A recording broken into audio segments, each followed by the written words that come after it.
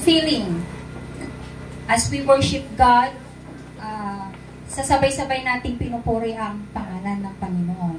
So, hindi kompleto ang ating celebration today kapag hindi natin narinig ang salita ng ating Panginoon. Amen? Amen. Kung gaano kainit sa labas, painitin at palagablabin natin ang ating pananampalataya sa pakikinig ng salita ng Panginoon na siyang magbibigay ng buhay sa bawat isa sa atin.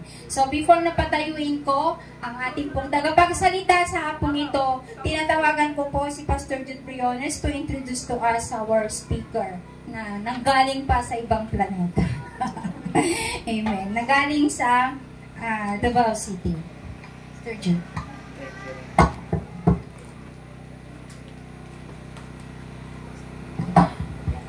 Sama pong malakas na palakpak para sa Panginoon. Hallelujah! Kamakailan lamang po ay nagkasama-sama kami ng mga pastors ng City of God, maging ang ating speaker noong nakarang buwan ay noong Pebrero, na kung saan ay nagkaroon tayo ng national conference doon po sa Panabo City. At kagabi po, unang nagtagumpay yung pangalawang anibersaryo din ng City of God doon po sa Sabit Cuyapon, Nueva Ecija. Pangalawa po ngayon ito, at bukas ng hapon doon naman sa City of God, Pura Tarlac. At kinahaponan ng 6 o'clock, bukas ng hapon ulit, ay doon naman sa Balincanaway, Rosales, Pangasinan. Unang anibersaryo din po doon. So bali, 1 taon na po ang Balincanaway. Ang Sabit po at ang Balincanaway, Lutheran Church po ng Pugo. Kahit ganito lang itong gawain ng Panginoon dito sa Pugo, may dalawa ng anak na gawain ng Panginoon. Alam niyo ho ba, itong tema ho natin na padayon, ang salita pong padayon, ito po ay salitang Bisaya, na ang ibig sabihin sa Ilocano, at tuloy ka. Sa English, move forward. Nagkaroon po ng matinding pagsubok. Sinubok ng Panginoon ang church na ito hanggang sa dumating yung time na nag-meeting po kami, kinausap ko po sila kung ipagpapatuloy ba ang gawain ng Panginoon. May mga umiiyak, paano na kami, pastor, sapagkat grabe po yung ginagawa ng kaaway ngayon na dito sa church. At may isa pong kapatiran na kung ano nang magkwentuhan ng nilalabas, pati sa mga unbeliever, grabe na ho. Tapos inisa-isa na ho yung mga member. Nung nag-usap-usap po kami dito, talagang gusto ko nang i-give up. Pero naharap po yung anibersaryo, yan po yung tema. Na talagang umiyak ako, niluhod ko sa Panginoon kung bibitawan ko ba o hindi. At nung nag-usap-usap kami, kinagabihan sa bahay, nagrema sa atin yung sinabi, yung pakikipag-bargain ni Abraham sa Panginoon na kung may 10 tao ba na matuwid sa lugar na ito, wawasakin mo pa ba ang Sodom at Gomorrah? Ang sabi ng Diyos kay Abraham, hindi, dahil sa 10 tao. Kung may 5, sabi na naman ni Abraham, na may takot sa iyo, gugunawin mo pa ba ang Sodom at Gomorrah? Ang sabi ng Diyos kay Abraham, hindi, dahil doon sa 5. Sa panghuli, sabi ni Abraham, kung mayroong isa, ang sabi ng Diyos kay Abraham, hindi, dahil doon sa isa.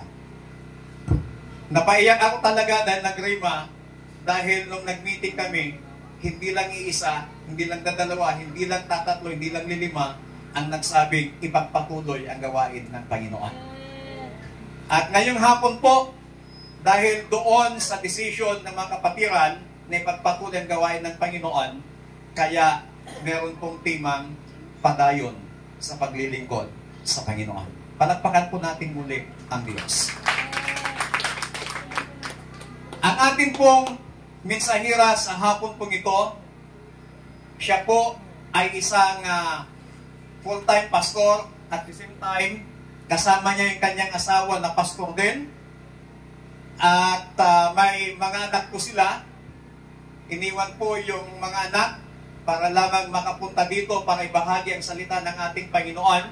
Salamat po sa panahon at oras na binigay niya para po mabisita din tayo dito ng mga kapatiran sa City of God. At kasalukuyan po siya ang Provincial Director ng City of God, Davao del Norte. May mga simbahan po din po siyang pinagpapastoran. Iwan ko kung 3 na ba. Siya na lang po magkwento mamaya. Yung kanila pong simbahan, napuntahan na po namin nung kami nag-mission. Hindi lamang 1, 2, 3 beses, 4 na beses na nakapunta na po kami doon. Pati sa mga daughter church po nila, nakapunta na rin po kami doon at nakapag-ministeryo. Ngayon naman ay siya naman po yung magmi-ministeryo sa atin sa pamamagitan po ng salita ng ating pong Panginoon. Atin na pong papatayuin ang lingkod ng Panginoon. Wala pong iba kundi si Reverend Genevieve Pobre Lehero. Ang sabi ko nga baka kamag-anak niya si Mayor Pobre dito sa Mayantok, Tarlac. Pastora, sa iyo na po ang lahat ng naiwang oras. God bless you, Pastora, sabihin nga natin. Praise Lord. Marami pong salamat sa invitasyon. Actually, talagang kung gaano po kayo nagagalak na kami po ay narito, kami ay lubos-lubos din pong nagagalak na nakarating ng Tarlac. It's my first time at last day pa, nagsama-sama kami ng mga pastors natin, ng ating mga directors dito po sa Tarlac, at talaga naman pong nai-enjoy po namin yung aming pong pagbisita para po kayo ay makita at makatagpo po namin face to face lahat po ng ating mga churches dito po sa Tarlac City of God. Hallelujah. Sa lahat po ng ating mga members ng Pugo Sicilio Santa Ignacia, happy 2nd anniversary po ng inyong simbahan. Pwede po ba natin isigaw, Glory to Jesus! Glory to Jesus! Palakpakan po natin ang Panginoon. Hallelujah. Praise God. Hallelujah. It's all because of the Lord. It's not about us. It's all about Jesus. Amen? Amen. Amen. Si Lord po talaga ang lahat ng dapat mabigyan ng kapurihan na narating po ng simbahang ito ang ikalawang taon, and the Lord really favors this church. Amen? Amen. Hallelujah. Sa 2 taon na pagmiministeryo na ganito po kadami na at napaka ganda pong tignan na ang mga anak ng Panginoon sa lugar na ito ay nagkakaisa na nagpupuri sa Panginoon. Amen. Amen. Hallelujah. So this morning po, this afternoon po, atin na pong babasahin. Nabasa na po kanina, ngunit uulitin ko pong babasahin ang atin pong teksto na makikita po sa Exodus chapter 14 verses 13 to 15. English version po ito. And the Word of God says, "And Moses said to the people, Fear not, stand firm and see the salvation of the Lord, which He will work for you today. For the Egyptians whom you see today, you shall never see again. The Lord will fight for you, and you have only to be silent." The Lord said to Moses, "Why do you cry to me? Tell the people of Israel to go forward." Pwede ko bang i-revise ito? Tell the people of Pugo Sicilio, Santa Ignacia, City of God, to go forward. Amen. To go forward. Nandito na po yung tema natin, padayon. Praise God. Sabi ko kagabi, hindi kami na out of place sa inyong tema kasi Bisaya po yan. Pasensya po kung medyo hindi po ako ganyan ka-fluent Tagalog kasi Bisaya po talaga kami sa Mindanao. But we are trying our best po na makapagsalita ng Tagalog, at kapag di na po talaga kinayang, Ilocano ako. Yun yung lamang ko kasi Ilocano ako. Amen? Pag hindi ko na ma-express sa Tagalog, iilokanuhin ko na lang. Amen. Hallelujah. Praise God. Padayon is a Bisaya word na ang ibig pong sabihin, magpatuloy. Move forward. Go forward. Keep moving. Amen. Tayo po ay manalangin sa mga salita ng Panginoon. Hallelujah. Hallelujah. Thank you, Lord. Oh God, itinataas namin ang iyong dakilang pangalan, Lord God, sa lugar na to. Napakabuti mo, Panginoon, sa ministeryo, Lord God, sa lugar na ito. Nagsiselebrate po ngayon, Lord, ang iyong mga anak, Lord God, sa ikalawang anibersaryo ng simbahang ito.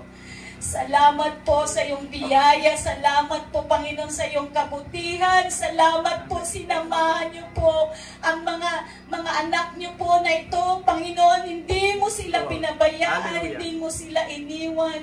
At Lord, ngayong araw na ito, punong-puno po kami ng pagpapasalamat, Lord, sa lahat ng ginawa mo po. Lord, nabasa na po yung mga salita sa aming pong kalagitnaan. Panginoon, pagpalain mo ang iyong mga salita sa hapong ito. Hallelujah. Pagpalain mo ang iyong lingkod. Panginoon, wala po akong magagawa kung wala ka. Panginoon, pagpalain mo po lahat ng mga anak mo sa hapong ito, Lord God. Buksan mo po ang bawat puso, Lord God, na tanggapin ang mga salitang inihanda mo para sa bawat isa sa amin. Lord, salamat po, Panginoon, ang iyong pong pagbasbas, Lord God. Lord, sa hapong ito, sa bawat isa sa amin, sa pamamagitan ng kapangyarihan ng iyong banal na Espiritu Santo. Lord God, continue to move, continue to speak to us, oh God, this afternoon, as we continue to worship you through listening to your words. We bless your name. We give you the glory, the honor, praise, and thanksgiving. We commit everything unto you, O God, in the mighty name of Jesus. Amen. And amen. Amen. Hallelujah. Sige po, malakas na palakpak para kayo.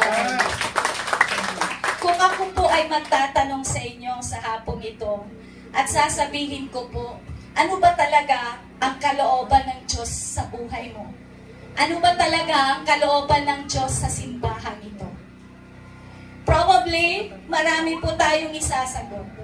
Maybe we will say, winning more souls, drawing closer to God, yung mas marami pang paglilingkod, mas masigasig pa na paglilingkod, and so on and so forth. Maybe marami po tayong pwedeng isagot sa tanong na yon. Pero this afternoon, I would say, sa binasa po nating talata in verse 15, may dalawa pong salita dito na para po sa akin, ito po yung heartbeat ng Panginoon na gusto niya sa bawat isa sa atin. At yun pong dalawang salita na yon ay go forward. Amen. Go forward. Ito po ang gusto ng Panginoon sa bawat isa sa atin, at ito po ang nais ng Panginoon sa church na ito, na magpadayon. No? Kasabot naman dyan pa, naintindihan na natin yung padayon. Amen? Magpatuloy. Amen. Amen. Hallelujah. Pag sinasabi po natin padayon, it means willing to continue even during times of great difficulties. Narinig natin kay Pastor yun. Narinig natin sa simula pa lang ng MC, sinasabing napakadaming pagsubok, pero pag sinabi nating padayon, ibig sabihin we are willing to continue even during times of great difficulties. Pag sinabi nating padayon, we are keep fighting under the obstacles, no matter how huge to overcome, kahit gaano pa kalaki na minsan siguro sasabihin natin parang hindi na kaya malampasan, pero yung padayon na salita, ito ang ibig sabihin nun, we are keep on fighting, lumalaban pa we do not allow external circumstances to stop you from doing the pursuit of your goal. Yun po yung word na padayon.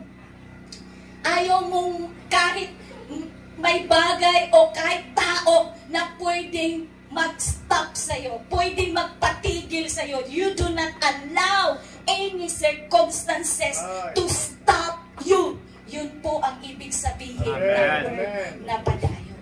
Kahit po tignan natin, sa katawan po natin, yung paa po natin, saan po ba nakaharap, nakatutok yung ating paa? Sige po, pakitingin po kung saan po nakatutok yung paa ninyo. Meron po bang paa na nakabaliktad? Di ba ang sagwa siguro tignan kung nakabaliktad? Makikita po natin na yung paa po natin ay talaga pong nakaharap. Amen? Hindi po patalikod yung paa natin. So dyan makikita natin yung design ng Lord kahit sa katawan nga natin. Di ba?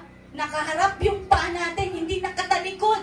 Ibig sabihin, ang design ng Lord sa bawat isa sa atin ay magpatuloy. Right.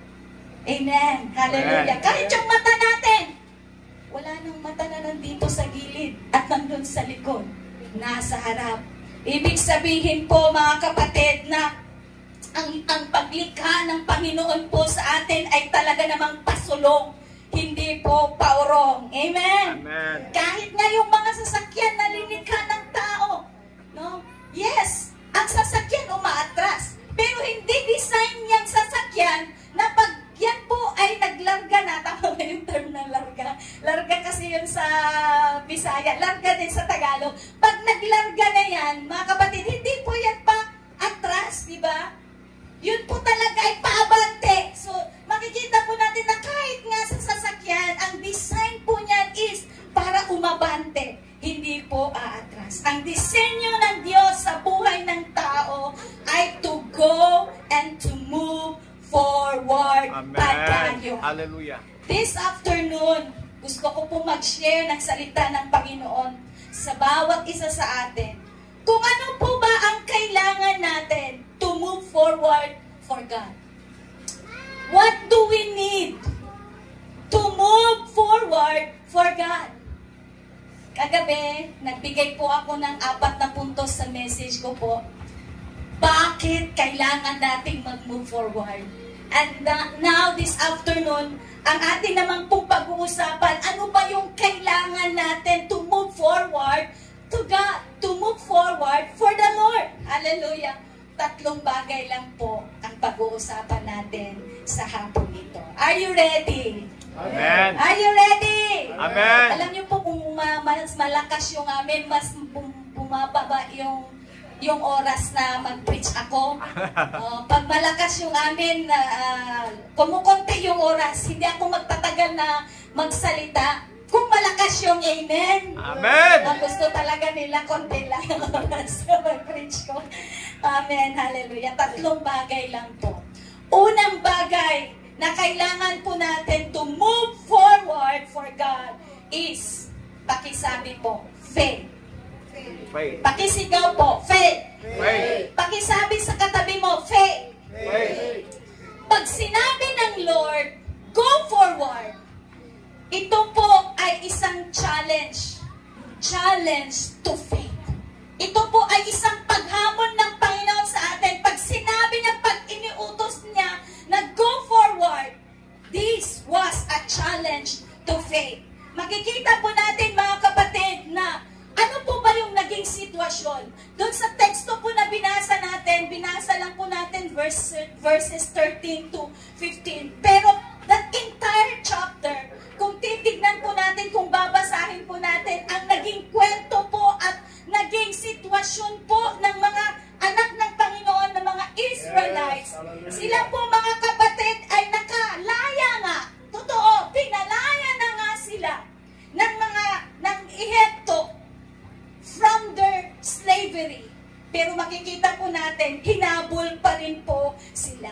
At hindi po basta-basta ang naging sitwasyon nila. Hindi po madali yung kalagayan nila. Hindi po madali yung naging sitwasyon nila. Dahil po, nasa dead end na po sila.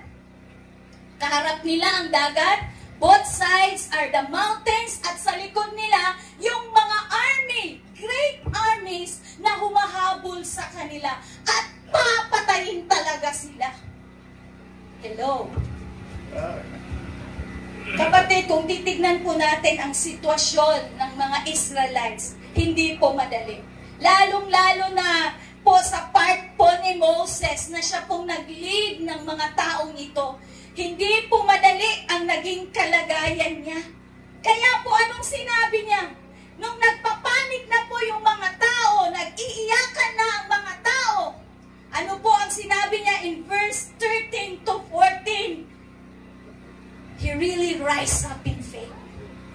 He rise up in faith. Anong sabi niya? And Moses said to the people, "Fear not." Sabi niya, huwag kayong matakot. Stand firm and see the salvation of the Lord, which He will work for you today. For the Egyptians whom you see today, you shall never see again. Amen. The Lord will Hallelujah. fight for you, Amen. and you have only to be silent. Talaga namang makikita natin sa puso ni Moses at this time na nakikita yung mga anak ng Diyos, yung mga taong linid niya na makalabas ng Egypt, na nag-iiyakan, nagpapanik. Talaga namang makikita natin kung gano'ng kalakas yung faith niya. But even gano'ng kalakas ang faith ni Moses, mga kapatid, in verse 15, anong sinabi ni Lord? The Lord said to Moses, "Why do you cry to me?" Si Moses po, nung nagsalita sa mga tao, with all the boldness, sabi niya, huwag kayong matakot. Stand firm. The Lord will fight for you. Amen. Kahit alam ni Moses, hindi niya alam kung anong gagawin, sa totoo lang. Pero ini-encourage niya yung mga tao dahil gusto niya na maging mapanatag ang mga tao. Amen. Ganyan minsan ang mga lingkod ng Panginoon. Hallelujah. Kahit minsan hindi namin alam kung ano nang gagawin, pero patuloy pa rin nagbibigay ng kalakasan sa mga anak ng Diyos. Makikita po natin ang sitwasyon ni Moses, pinapalakas niya yung mga tao. But then, kahit gano'n niya pinapalakas yung mga tao, dumadating pa rin sa point na kahit si Moses, bumibigay din. Sabi nga ng Panginoon, "Moses, bakit ka umiiyak?" So, ibig sabihin, kahit pinapalakas niya yung mga tao, siya mismo pala, pag siya na nagharap sa Panginoon, siya na lang mag-isa na humaharap sa Panginoon, humahagulol siya. Dahil hindi niya alam. Sa totoo lang, pinapalakas niya yung mga tao, pero hindi niya alam kung ano talagang gagawin niya. Trap sila eh. Dagat, mountains, sa likod nila, hinahabol sila ng mga kaaway. Hallelujah! Hallelujah! Amen. Kapag ang Panginoon po nagsasabi sa atin, go forward, kailangan po talaga ng malakas na pananampalataya. Amen. Hallelujah! Amen. Hallelujah. Hallelujah! Sabi po sa Hebrews chapter 11, the whole chapter po ng Hebrews, ito po ay tinatawag po nilang the whole of faith. Kasi yung buong chapter na po ng Hebrews 11, ito po ay patungkol sa mga pananampalataya. In the Old Testament and in the New Testament, pinapakita sa Hebrews 11 kung gaano ka-importante po yung pananampalataya. Amen? Amen. Yung pananampalataya po, mga kapatid, ay yung bang ikaw yung nag-i-expect ka kahit hindi mo pa nakikita. Yun yung pananampalataya. Amen. Kahit hindi mo pa nakikita, kapatid, pero pinapaniwalaan mo, ikaw ay nagtitiwala. Yes. Yun po ang faith, Amen. mga Amen. kapatid. Hallelujah. At makikita po natin, sinabi po dito sa Hebrews 11, na kung walang pananampalataya, hindi po natin mapapalugod ang Panginoon. Right. You cannot please God without faith.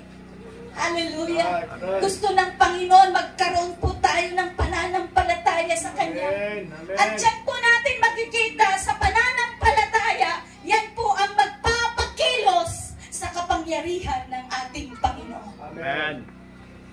Ulitin ko po, ang pananampalataya ang makakapagpakilos ng ating Panginoon. Si Lord, expertise talaga niya yung faith.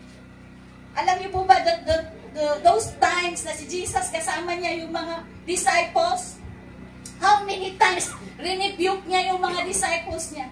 Sabi niya sa mga disciples niya, be ye little faith. Napakalit ng pananampalataya ninyo. Si Lord kasi, nakikita niya, alam niya yung level ng pananampalataya ng bawat isa sa atin. Kaya how many times rebuke niya yung mga disciples niya? Ang lit-lit ng pananampalataya ninyo. Pero minsan din si Lord, nag-appreciate din siya ng mga tao na nakikita niya na may malaking pananampalataya, di ba? Lahat ng pinagaling ni Jesus, anong sabi niya? Your faith has made you whole. Dahil sa iyong pananampalataya, gumaling ka. Amen? Amen. Hallelujah. At sabi po ng salita ng Panginoon, according to your faith, it will be done unto you. Hallelujah. Kung ano yung pananampalataya mo, yun yung mangyayari sa iyo. Amen. Kung ano yung pinaniniwalaan mo sa Panginoon, yun ang mangyayari sa iyo. Hallelujah. Hallelujah. Napaka-importante po ng faith because it provides strength, it provides courage to move forward. Mababasa po natin in Hebrews 11:29. Dito po sinabi, by faith, the people crossed the Red Sea as on dry land, but the Egyptians, when they attempted to do the same, were drowned. Diba? Nakikita po natin sa salita ng Panginoon na ang mga Israelites, nung sila po ay nag-cross sa Red Sea, hallelujah, anong sabi dito? By faith. Pakisabi po, by faith. May pananampalataya po nung nag-cross sila sa dry land na Red Sea. Naging dry land po yung Red Sea, mga kapatid. Hallelujah. So makikita natin, kailangan po ang pananampalataya. Faith is the answer to fear. Amen. Yes. Yung pananampalataya natin sa Panginoon, yun po ang kasagutan sa lahat ng takot meron tayo. Alam ko, marami tayong takot. Marami tayong mga bagay na kinakatakutan. Hallelujah! At ano po ang panlaban natin? Ano po ang sagot sa lahat ng mga takot na yan na nararamdaman natin sa buhay natin? Our faith in God. Amen. Our faith in God. Kaya po mga kapatid, move forward by faith. Amen. Move forward by faith and not by feelings. I don't care kung ano yung nararamdaman mo ngayon. I don't care kung ano ang iniisip mo ngayon. Ano ang tingin mo sa iyong sitwasyon ngayon. I don't care, kapatid. Kailangan lang po natin magkaroon ng pananampalataya sa ating Panginoon. Move forward. Amen. No matter Hallelujah. how impossible. Kahit gano'n pa ka-imposible. Have faith in God. Amen. Have faith in God. Hallelujah. Kaya po mga kapatid, ito po ang nais ng Panginoon sa atin. Unang-una po, para po tayo ay makamove forward, magkaroon po tayo ng pananampalataya sa Panginoon. Amen. Amen! Amen. Amen! Amen. Hallelujah! It doesn't matter ano yung nararamdaman mo. Siguro nararamdaman mo, Lord, ang hirap! Lord, hindi ko kaya! Pero kailangan manampalataya pa rin tayo sa ating Panginoon and move forward. Amen. Hallelujah! Palakpakan po natin ang Panginoon. Thank you, Lord. Number 2, mga kapatid, ano pong kailangan natin to move forward for God? It's not only faith, but kailangan po ng obedience. Pakisabi po, obedience. Sabihin mo sa katabi mo, kailangan nating sumunod sa Panginoon. Hindi lang po tayo manampalataya, kailangan pong sumunod sa Panginoon. Kasi po, kung tayo po'y nanampalataya at wala namang pong pagsunod, this is powerless. Ulitin ko po, if we have faith and we do not obey, it is powerless. Hallelujah. Kailangan po yung may pagsunod. When God says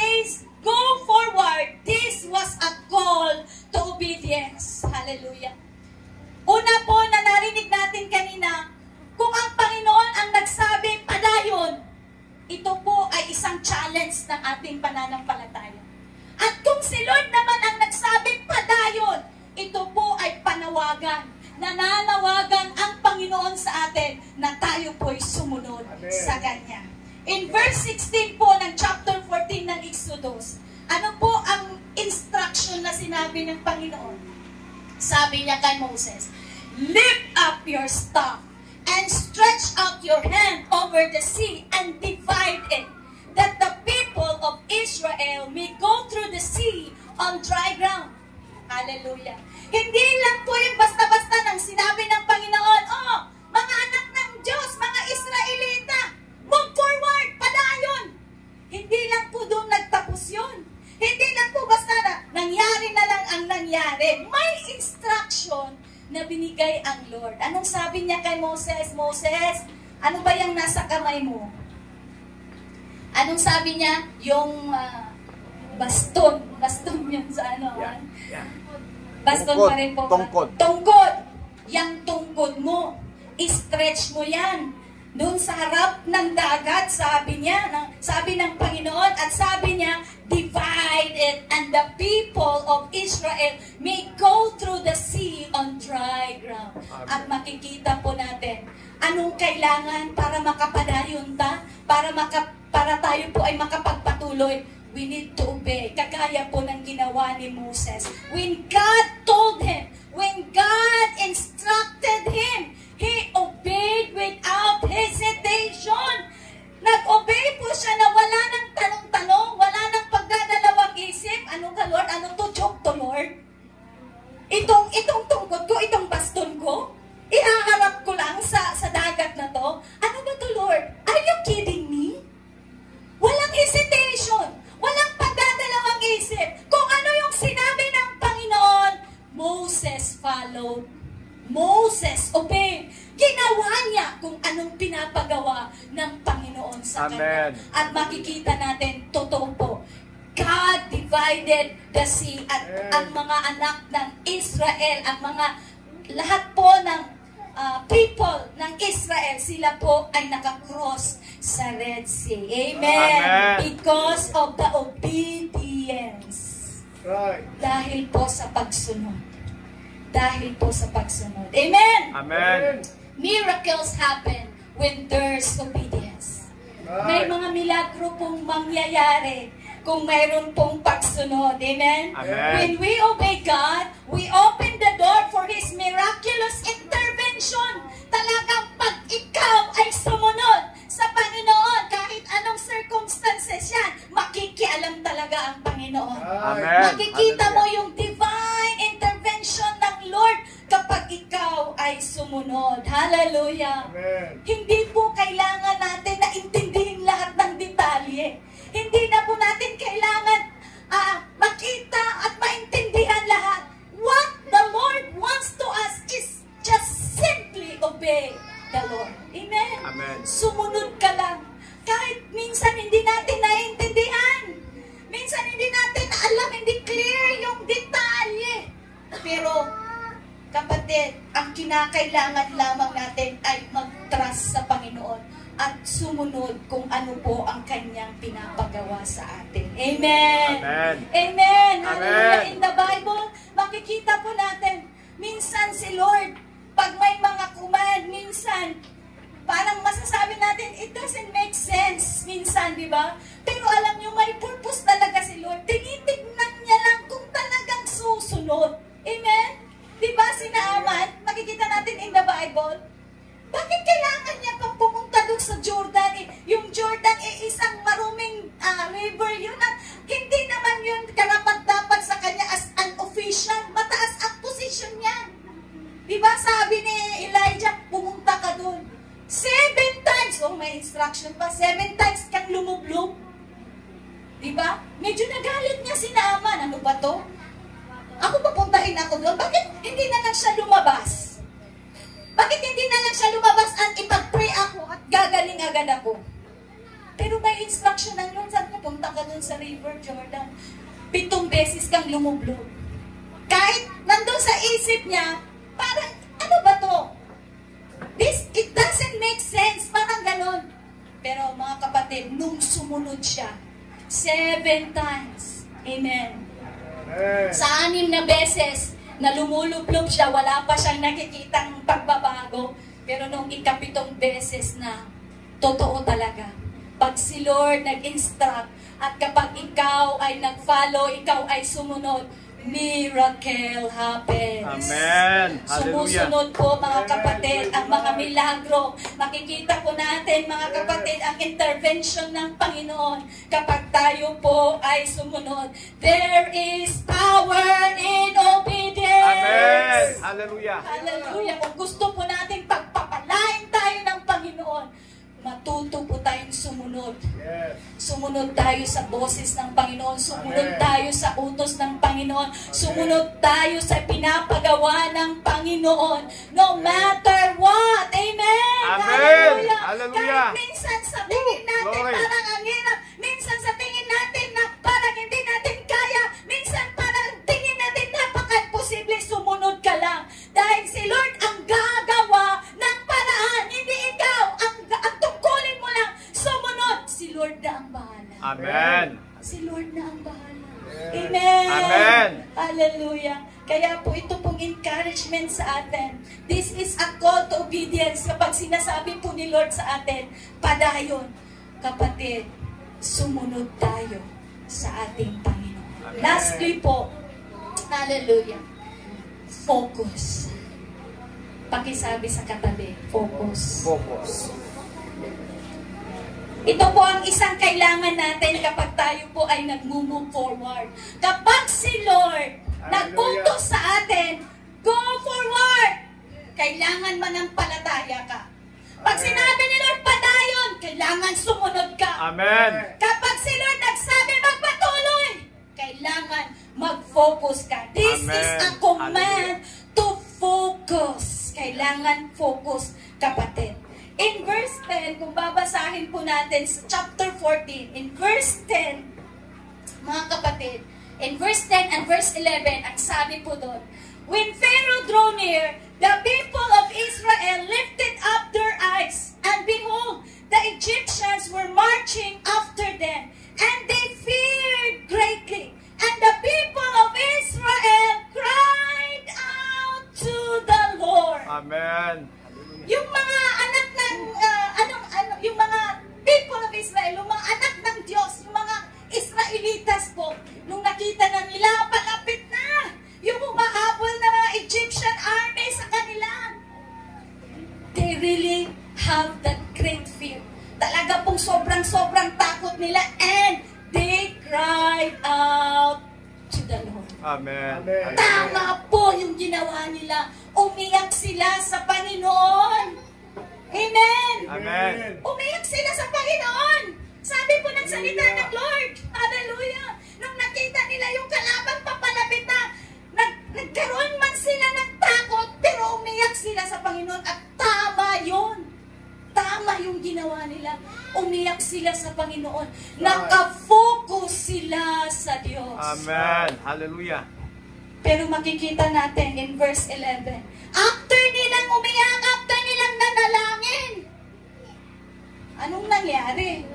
In verse 11, sabi na nila, they said to Moses, is it because there are no graves in Egypt that you have taken us away to die in the wilderness? What have you done to us in bringing us out of Egypt?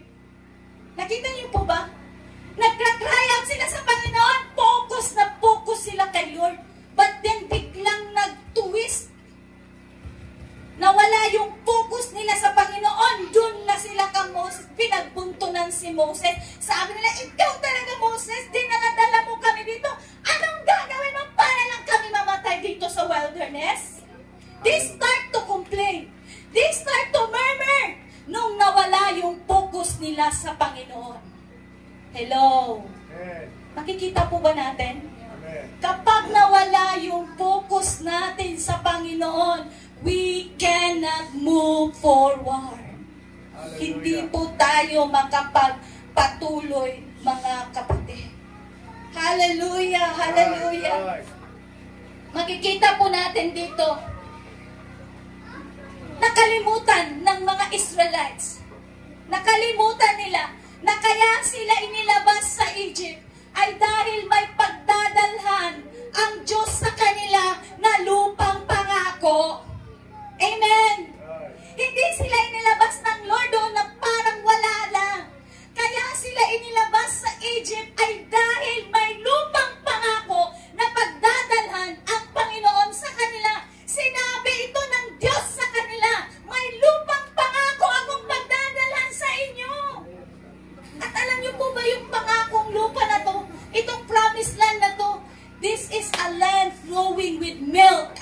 langit. Hindi po basta-basta yung lupang pangako na inihanda ng Panginoon sa mga anak niya na mga Israelitas.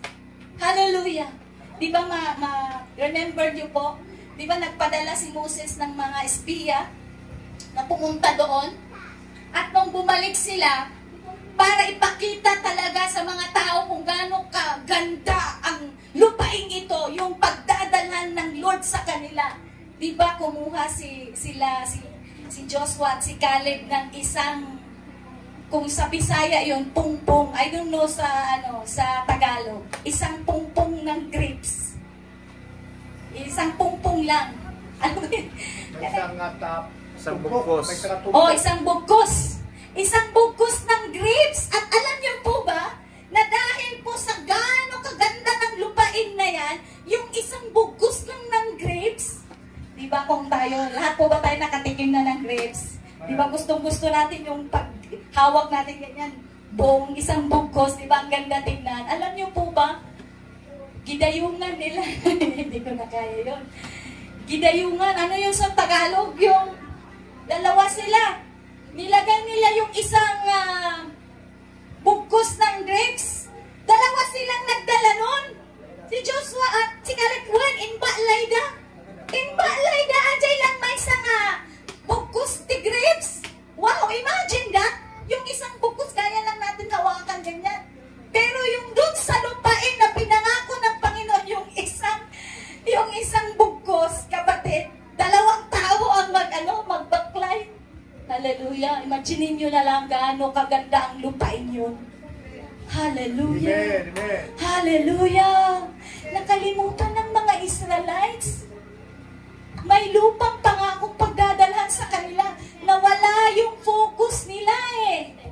Kaya yung iniisip na lang nila, mga kapatid, doon na sila mamamatay sa wilderness. Hallelujah. Pero mga kapatid, nakikita po natin na kailangan po pala talaga na mag-focus tayo. Amen. Kung ang mga Israelites nananatili sa isip nilang may lupang pagdadalhan sa atin, alam ko, hindi yun magiging rason na sila ay tumigil. Amen? Amen. Kundi magpapatuloy. Hallelujah. Amen. Alam ko, napakadaming mga rason na pipigil sa atin to go forward. Napakadaming pong rason. Isa na po dyan yung takot. Kasi we do not know what to do. Minsan may mga sitwasyon na we don't know what to do. Minsan yung mga frustration. Hello? Pag tayo po na-frustrate, na may mga frustrations po tayo, parang sinasabi natin wala na tayong mapupuntahan. Yun yung isang pipigil sa atin to go forward. Yung failure. Yung bumagsak ka. Yung nadapa ka. Yun yung minsan pipigil sa atin na hindi na makapagpatuloy. Hallelujah. Pero kapatid, sasabihin ko sa iyo, failure will not define you. Amen. You are not a failure kapag bumagsak ka. Yes. Hindi yan failure kapag bumagsak ka, kapatid. Kapag napalpak ka, may mga palpak minsan sa buhay natin. Hindi yan failure kung ikaw ay nadapa. Magiging failure lang yan kung hindi ka na bumangon at hindi ka na nagpatuloy. Right. Yan, failure ka talaga kapag hindi ka na bumangon. Failure ka talaga kung hindi ka na nagpatuloy. Maraming discouragement. Amen. Amen. Maraming discouragement at yan po minsan ang nagpipigil sa atin to move forward. Napakadaming distraction. Hallelujah. Glory. Maraming distraction. Kaya nga kapatid, tayo po ay sinasabihan ng salita ng Panginoon. Yan, pinapaalahanan tayo ng salita ng Panginoon. Focus! Dahil maraming distraction. Kita niyo po si Nehemiah. Grabing distraction when he was about to build the wall of Jerusalem. Maraming opposition. Maraming sa kanya, gumugulo, ginugulo siya. Para hindi niya magawa yung mission na pinapagawa ng Panginoon. Pero anong sabi niya? Sorry, sabi niya. Maraming mga invitation sa kanya para lang siya guluhin. Para yung bang nakawin lang yung oras niya para sayangin yung oras niya. Pero sabi niya, sorry, wala akong panahon. Napakalaki ng trabaho pinapagawa sa akin. Maraming opposition. Kahit pa mga kapatid, iniinsulto sila. Wala siyang pakialam. Patuloy pa rin. Hello? Glory to God. Kahit mayroong mga bata sa kanila, susulugin namin kayo. Ito, makikipagdigma kami sa inyo. Anong ginawa niya? Diba? Sinabi ba niya, sige, tumigil muna tayo dahil makipag-away sila, makipag-away muna tayo.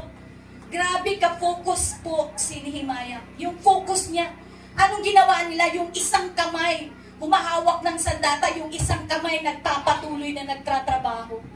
Kasi hindi niya gustong may masayang na panahon. Hallelujah. Amen. Kasi kung nandun lang sila, nag-aabang, kailan susulong ang kaaway, walang mangyayari. Kaya anong ginawa niya? Sige, trabaho pa rin. At anytime na lulusob yung kaaway, meron sa kanilang kabilang kamay ang sandata, ready sila makipag-away. Pero hindi natigil ang pagkilos nila at pag-rebuild ng wall ng Jerusalem. Focus. Focus. Maraming distraction. Kaya po mga Christian, dapat maging wise po tayo. Hindi lahat ng battles are worth fighting for. Kung yan wala naman lang kinalaman sa goal na pinapagawa ng Panginoon sa atin, kailangan ng Christian marunong mag-ignore. Huwag mong pansinin yan. Dinidistract lang tayo ng kaaway. Sabihin mo sa katabi mo, huwag mong hayaang i-distract ka ng kaaway. Huwag mong hayaang i-distract ka ng kaaway. Amen. Hallelujah. Patuloy lang tayo. Amen. Amen. Focus. Ano Amen. po ang sabi ng Hebrews chapter 12? Chapter 12 verse 2. Anong sabi doon? Fix your eyes on the Lord Jesus. Amen. The Amen. author and the finisher of our faith. Hallelujah. Itutok po natin ang ating mga mata sa ating Panginoon. Amen. Amen. Focus lang kay Lord. Hallelujah. Focus sa gawain ng Lord. Hallelujah. Huwag mo nang pansinin kung ano yung mga bagay na walang kinalaman sa iyong paglilingkod. Huwag mong pag-abalahan yan. Amen. Amen. Minsan kasi kahit maliit na bagay, pinag-aabalahan talaga natin, pinag-aaksayan natin ng panahon. Hindi natin namamalayan. Dinidistract lang tayo para hindi tayo makapagpatuloy. Hallelujah. Hallelujah. Amen. Kailangan po, focus lang natin sa Panginoon. Focus lang po tayo sa gawain na pinapagawa ng Panginoon sa atin. Focus lang tayo sa goal na binigay ng Lord sa atin. Hallelujah. Kapatid, delikado po talaga pag nawala yung focus. Si Peter po, nung nakita niya si Lord Jesus, naglalakad po sa tubig. Anong sabi niya? Lord, gusto ko ding lumakad. O, diba? Sabi ni Lord, sabi ni Jesus, halika, lumakad ka. Dahil focus na focus siya sa Panginoon. Diba? Nakalakad siya sa tubig. Pero nung nakita niya yung napakalaking balon sa Bisaya yun alon. Naku po, nawala yung focus niya kay Lord. Doon na siya nakatingin sa alon. Anong nangyari? He began to sink. Kapatid, delikado pag mawala yung focus natin sa Lord. Lulubog talaga tayo. Malunod, tama ba? Malulunod. Amen. Kaya yun ang nangyari kay Peter nung nawala yung focus niya. He started to sing. Pero alam niya yung ginawa niya. Sabi niya, Panginoon, tulungan mo ako. And at that very moment, hinawakan siya ni Jesus at muli siyang inalis sa pagkakalunod. Amen. Amen. Kailangan lang po natin mag-focus. Hallelujah. Sino po ba dito nakakakilala kay Nick Voyage? Amen. Sino po bang familiar sa inyo kay Pastor Nick? Yes. Si Pastor Nick po ay wala po siyang Kamay. dalawang kamay. Walang paa. Walang paa. Mayroon siyang konting paa. At alam niyo po ba, according po sa story po ng buhay niya, kung ikaw naman yung ganun yung kalagayan mo na ipinanganak ka, di ba, parang masasabi mo sa sarili mo, bakit pa ako pinanganak kung ganito na lang man ang kalagayan ko? Pero alam niyo po ba, although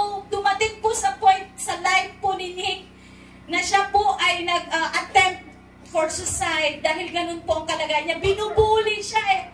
Parang sa tingin niya, wala naman akong magagawa, parang wala akong purpose. Hallelujah. Nag-attempt siya na nag-suicide, pero nung time po na intindihan niya yung purpose ng Panginoon sa buhay niya, na yung purpose niya pala ay magiging isang lingkod ng Panginoon, na kahit walang kamay, walang paa, nagpe-preach sa salita ng Panginoon, maraming kaluluwa ang lumalapit sa Panginoon dahil naging inspirasyon yung buhay niya. Nakapagbigay siya ng hope, nakapagbigay siya ng pag-asa sa mga taong nawawala ng pag-asa. Ikaw nga, kumpleto ka. Ako, tignan mo, walang kamay, walang paa, pero ito ako, nagpapatuloy dahil naintindihan niya yung purpose ng Panginoon sa buhay niya. Kaya po kapatid, focus po tayo sa purpose na binigay ng Lord sa bawat isa sa atin. Hallelujah. At kahit anong sitwasyon yan, kahit anong circumstances yan, kahit anong problema yan, hindi po natin tinitignan yung limitasyon natin, hindi natin tinitignan yung mga disabilities natin. Kapag tayo po ay nakatuon ang ating Panginoon, ang ating mata sa Panginoon, makakapagpatuloy po tayo. Amen. Hallelujah. You cannot control the circumstances, but you have 100% control over where you fix your eyes. Kapatid, yung mga problema, yung mga sitwasyon, yung mga circumstances, hindi natin kontrolado yan. Darating yan, minsan kahit hindi natin in-expect. We cannot control it. Hindi natin kaya kontrolin yan. Pero may isang bagay na 100% kaya mong makontrol. Kaya mong makontrol kung saan mo itututok yung mga mata mo. 100%. Hallelujah. Kapatid, kaya mong makontrol saan mo itutuon yung focus mo. Kaya sa hapon pong ito, mga kapatid, ito po yung challenge po sa bawat isa sa atin. Ang sabi ng Lord, padayon. Amen. Ang sabi po ng Lord, padayon. At kung si Lord ang nagsasabi ng padayon, it is a challenge to faith. It is a call to obedience. And it is a command to focus. Hallelujah! Hallelujah! Kapatid, sa hapong ito, sana po ang salita ng Panginoon ay nakapagbigay po sa atin ng instruction, ng inspiration, ng encouragement po para tayo po ay makapagpatuloy. Hallelujah! Hinihingi ko po ang lahat na tayo po ay tumayo. And may I ask the musicians na tayo po ay pumarito and let us worship the Lord. Hallelujah, this afternoon. Yes, thank you, Lord. Hallelujah. This afternoon, sabihin po natin sa ating puso, sa Panginoon. Oh, God. Hallelujah. Hallelujah. Sabihin natin, Lord, magpadayon ko. Magpapatuloy ako, Panginoon. Yes. Pwede po ba natin gawing panalangin sa hapong ito? Sabihin natin sa Panginoon, Oh, Lord, God. increase my faith. Hallelujah. Kagaya po nung prayer ng mga disciples, ano pong sabi nila? Lord, increase our faith. Ganyan din po yung atin pong panalangin sa hapon ito. Sabihin natin, Lord, increase my faith. Sabihin natin sa Panginoon, Lord, help me to obey. Nang walang pagdadalawang isip, walang pag-aalinlangan. Sabihin natin, Lord, susunod ako. Saan mo man ako dalhin, ano mang ipagawa mo sa akin, Lord, susunod ako sa iyo. Sabihin natin sa Panginoon ngayon, Lord, fix my eyes on you. Fix my eyes on you. Hallelujah. Sige po, tayo po ay manalangin sa hapong ito. Hallelujah. Hallelujah. Hallelujah. Hallelujah, Lord. Thank you, Jesus. Bless you, Lord. Oh, blessed be your name. Hallelujah. Glory, glory to your wonderful name, God. Hallelujah. Pwede ba nating awitin muli yung awit kanina? Yung may word na distraction. I was made to worship. Yung mga distractions, iset aside natin. And we will give our full attention unto the Lord. Amen? Hallelujah. Because nilikha tayo ng Lord para mag-worship sa Kanya. Nilikha tayo ng Lord para i-bless ang Panginoon. Nilikha tayo ng Lord hindi para umatras, kung hindi para magpatuloy. Hallelujah. Pwede po ba natin itaas ang ating kamay sa Panginoon sa araw ito?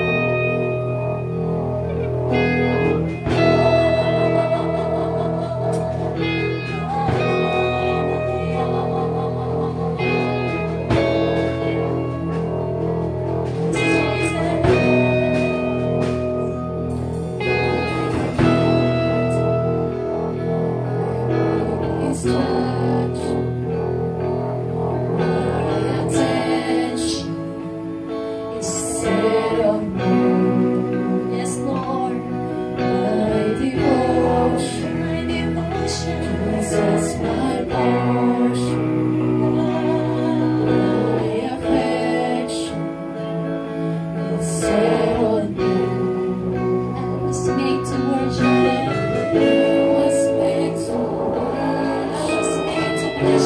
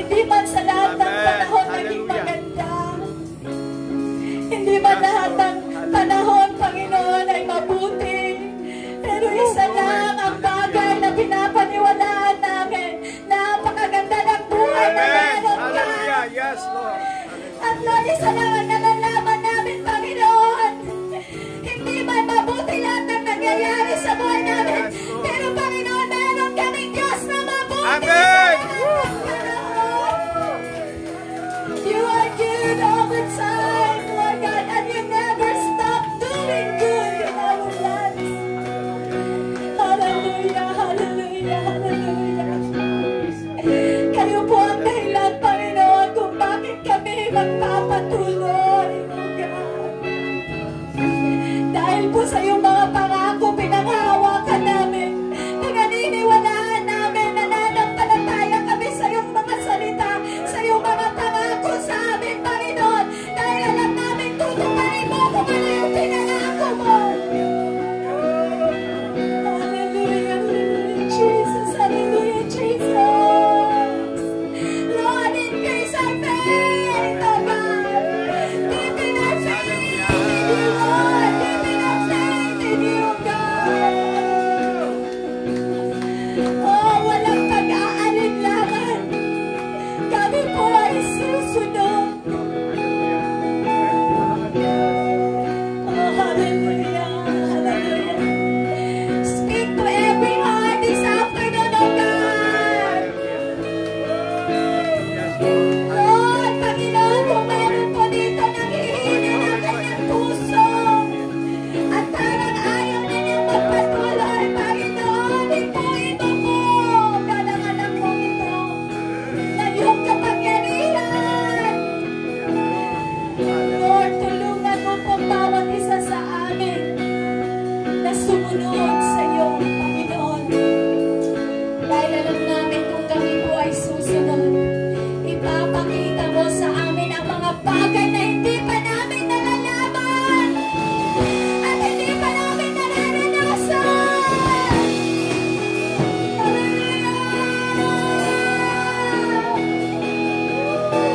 Ipapakita mo ang iyong mga himala sa amin, Panginoon, kung kami magpapatuloy na susunod sa iyo, God. Hallelujah, hallelujah. Fix our eyes on you. Huwag mong hayaan, Panginoon, na kami po ay titingin sa aming mga sitwasyon. Yung titignan po namin yung mga limitasyon namin, yung mga disabilities namin. Lord, fix our eyes on you. Fix our eyes on you. Lord, i-focus mo po kami sa iyo, Panginoon. I-focus mo po kami sa mga goal na gusto mong ipagawa sa amin. Hallelujah. At alam po namin, Panginoon, we can move forward. We can go forward. Makapadayon yun may Ginoo. Hallelujah. Thank you, Lord. Thank you, Lord, po sa iyong mga salita sa hapon ito. Father God, I declare and I speak your blessing, oh God, upon this church in the name of Jesus. Lord God, i-bless mo po, Panginoon. Continue to anoint your servant, oh God, in this place. Lahat po ng mga lingkod mo, Panginoon, sa lugar na ito, sa church na ito, lahat po ng mga manggagawa sa church na ito, patuloy mo po silang puspusan ng iyong kapangyarihan. Gamitin mo sila, Panginoon, for your glory and for your honor. Lord God, pagpalain mo lahat ng mga members ng simbahan mo. Hallelujah. Oh God,